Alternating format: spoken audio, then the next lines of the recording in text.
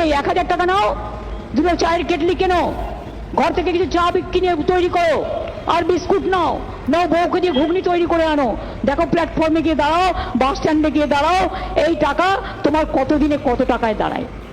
শেষ পর্যন্ত দেখুন আর এই দিদি কি বলছে আপনারা শুনুন, আর ভিডিওটা ভালো লাগলে চ্যানেলটা সাবস্ক্রাইব করবে অবশ্যই।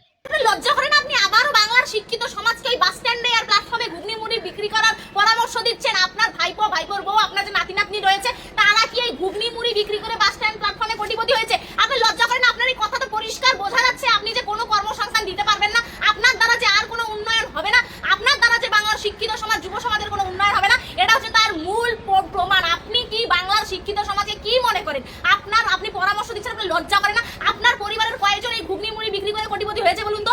আপনি যে পরামর্শটা দিতে এসেছেন, আগে আপনি আপনার ভাইপো, আপনার নাতি নাতনি, ভাইপোর ওয়াইফ, আপনার যে চেলা চামুন্ডা রয়েছে, এমনকি আপনি নিজের স্বয়ং গিয়ে ওই বাস স্ট্যান্ডে আর প্ল্যাটফর্মে ঘুগনি মুড়ি বিক্রি করুন, তারপর বাংলার শিক্ষিত সমাজকে বলতে আসবেন। যদি আপনার না থাকে ক্ষমতা, যদি আপনি কর্মসংস্থান দিতে না পারেন, তাহলে অবিলম্বে লজ্জায় পদত্যাগ করুন না। লজ্জা করে না আপনার বাংলার শিক্ষিত সমাজকে বারবার আপনি ঘুগনি মুড়ি চপ বালিশ কম্বল এইসব বানানোর আপনি প্রস্তাব দেন? লজ্জা করে না? একজন রাজ্যের মুখ্যমন্ত্রী যদি এরকম বলে, তাহলে পরে সেই রাজ্যের আর কি উন্নতি হতে পারে? আগে আপনি আপনার পরিবারের যে রয়েছে, আপনার ভাইপো ভাইপোর বউ বাচ্চা, তাদেরকে একটা প্ল্যাটফর্ম আর বাস স্ট্যান্ডে ঘুগনি মুড়ি নিয়ে বসতে বলুন, তারপর আমরা প্রত্যেকে বসবো।